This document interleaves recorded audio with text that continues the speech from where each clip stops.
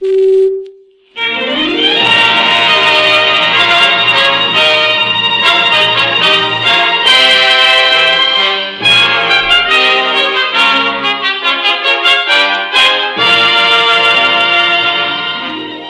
purpose of the Flick Reedy Education Enterprises is to promote individual moral responsibility through education. How do we do this? We study and discuss the interrelationships of history, philosophy, social studies, and economics. We do not dictate. We do not make statements as to what we think you should or should not do. We do not unduly burden this program with footnotes, references, or complete documentation. However, we do give sufficient data to bring this discussion into proper focus. We invite you to delve further into the necessary historical and statistical data to develop a deeper understanding of truth and a keener sense of individual moral responsibility.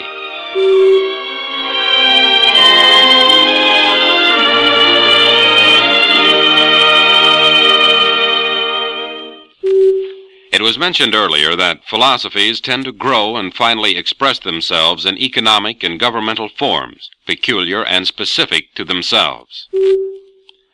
Let us now consider the types of government which grow out of the philosophies of both regimentation and freedom, with the understanding that the philosophy is the cause and that the governmental form is the effect.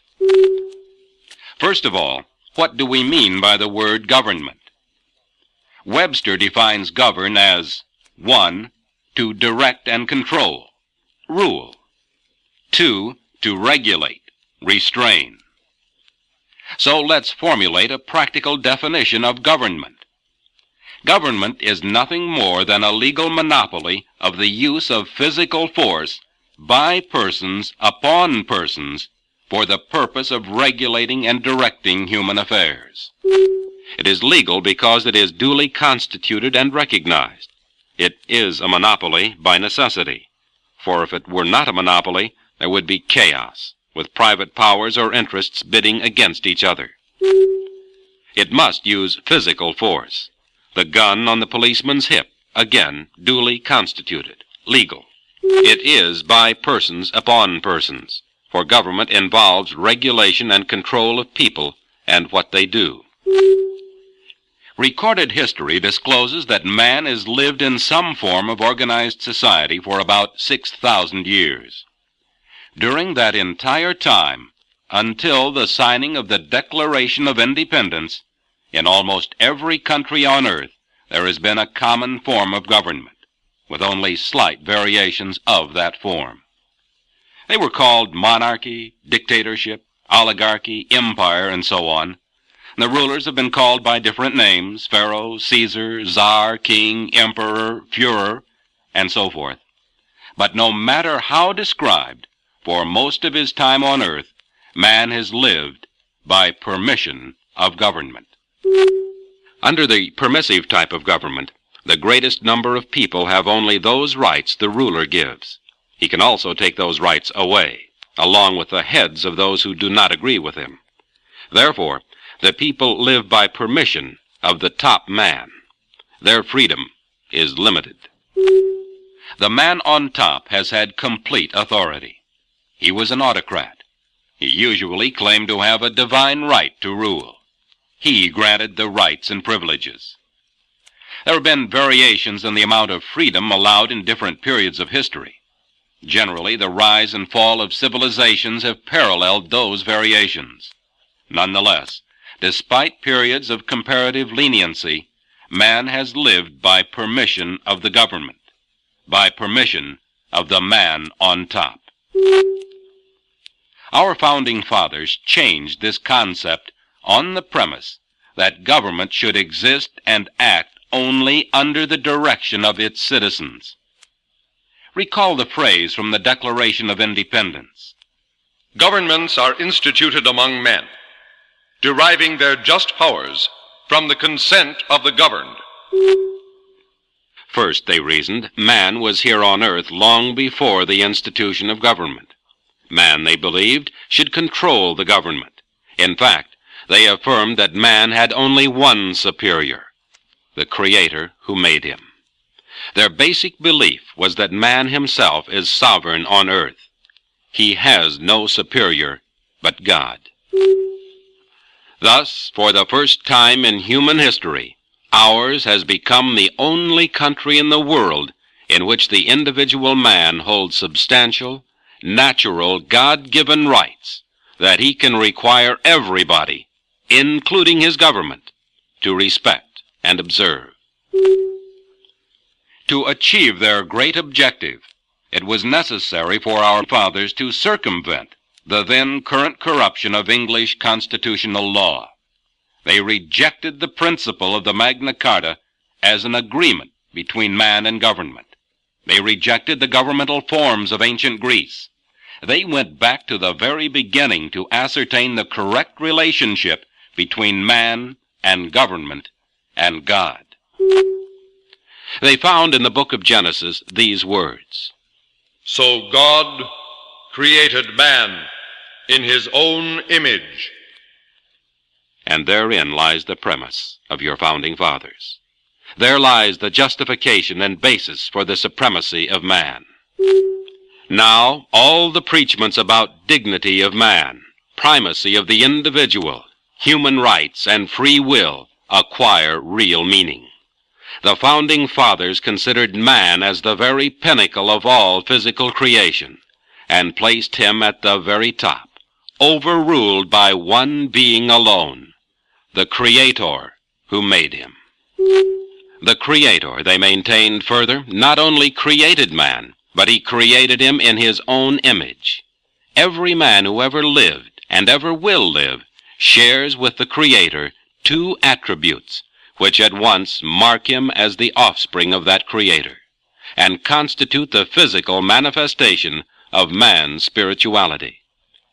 These two attributes which man possesses on an infinitely lesser plane than his Creator are, first, a mind, an intellect, the ability to plan and, in a sense, to design and execute his own destiny. And secondly, a free will, a capacity for choice, a capacity for self-determination, the power to be good or bad, to go right or left, up or down, or to go nowhere at all. Man receives from his Creator this very important attribute of free will. Not even the Creator himself would force the free will of one of his creatures.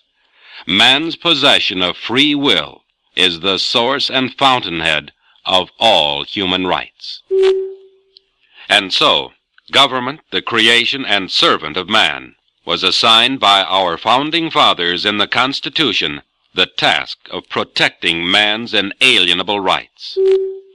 Rights which man receives directly from God and from no other source, and along with the powers delegated to the government by we the people to protect and preserve our inherent individual rights. There were the reservations expressed in the 9th and 10th Amendments, that the government should not interfere or compete with its own citizens in their business and social affairs. Those amendments, you will recall, read as follows. Article 9. The enumeration in the Constitution of certain rights shall not be construed to deny or disparage others retained by the people. Article 10. The powers not delegated to the United States by the Constitution, nor prohibited by it to the states, are reserved to the states respectively, or to the people. And so, we the people, the highest creation of God, have had in this country for nearly 200 years a way of life which, rather than forcing us to live by permission from the man on top, has always allowed us to live by free will.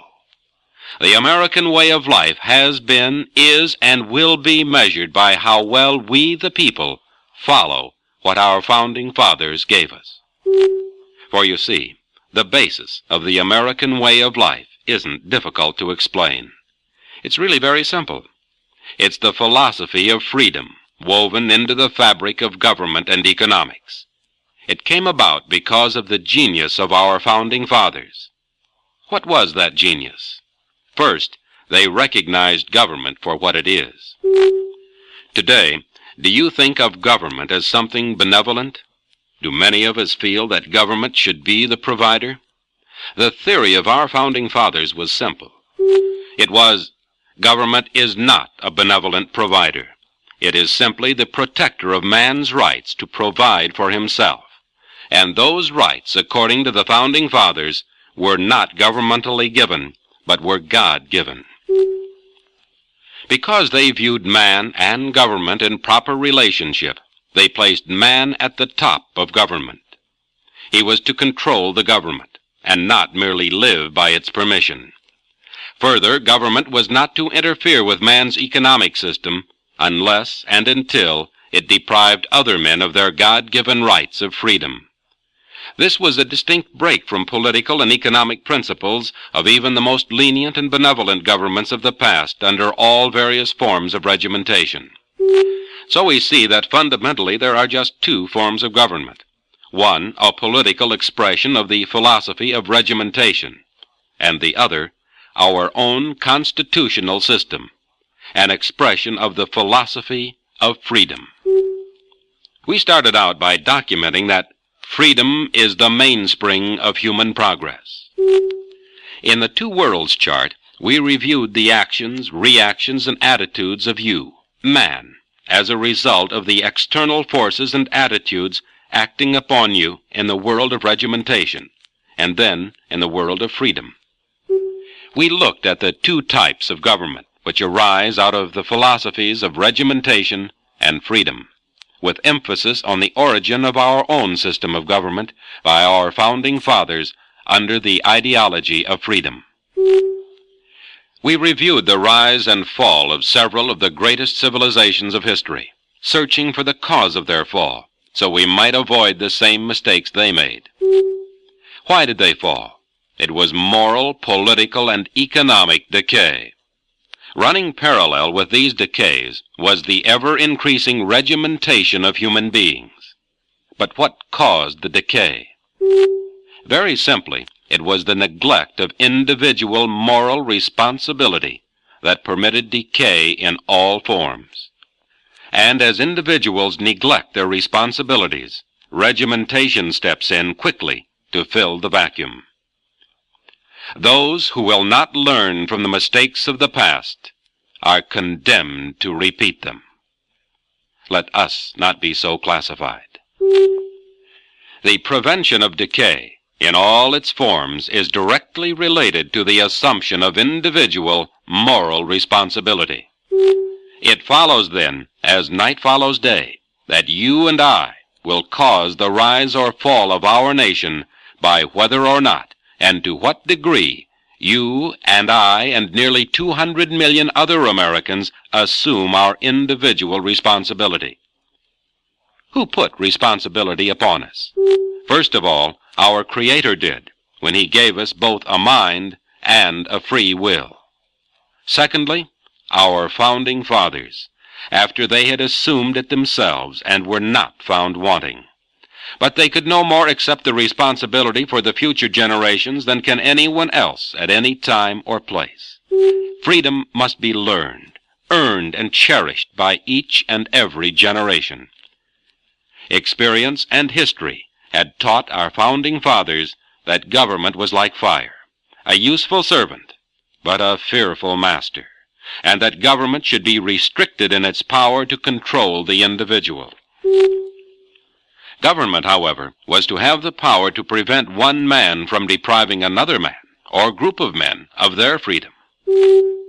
Consider the words of James Madison. We have staked the whole future of America not on the power of government, but on the capacity of mankind for self-government. Since government could enslave the individual when it got out of hand, a natural thing to do was to place the responsibility with the individual. If he fell asleep on the job, he suffered the consequent loss of liberty. He could blame no one else but himself. And it was by this logic that the founding fathers exhorted, "Eternal vigilance is the price of liberty." The one big question was the individual. If he failed his responsibility, The Founding Fathers knew what the consequences would be. Government would once again be victor, and the individual would lose his freedom. Perhaps they knew the odds were against it, but they had done all they could to provide maximum opportunity for the individual to preserve his freedom. Would future generations avail themselves of this priceless opportunity? A great American has said, "Truths will not live from one generation to another automatically. They must be taught from parents to children." Ask yourself, have we as individuals followed the Pied Piper of irresponsibility and apathy in politics and government? Are we unaware of our impending fate, loss of freedom, regimentation for ourselves, our children, and grandchildren? What better devices do we have available to us than did our counterparts in ancient Egypt, Assyria, Greece, and Rome? We have all the devices built into our system of government, bestowed upon us by our Founding Fathers, if we will but use them. We have a Constitution which guarantees us, as individuals, certain rights, if we will but take the individual responsibility to see that our Constitution is kept in force and fulfilled. We have a Constitution which prohibits the government from depriving us, as individuals, of certain God-given rights. Again, if we will but take the individual responsibility to see that these prohibitions are not washed away or circumvented. We have, in addition to those constitutional guarantees and prohibitions, the opportunity to elect our representatives, to see that those rights are protected. We have not to contest with any divine right of kings. We have not to deal with a Pharaoh, Caesar, Führer, or a dictator. Yet. What can I do, you say? It is for each person to discover the truth of which the Founding Fathers were so keenly aware. The need for the individual to see and exercise his individual responsibility in shaping the affairs of government, and to see that government's influence and control over human life and action be kept to the minimum described so clearly in the Constitution. And so, whether our nation will continue to rise or will fall, whether we and our posterity will enjoy freedom and abundance or regimentation and starvation, is up to us, you and me. In conclusion, a quotation by Edward Everett Hale, an American patriot, seems to hit the target. He said this: "I am only one man, but I am one man. I can't do everything, but I can do something. And what I can do, I ought to do. And what I ought to do, by the grace of God, I will do."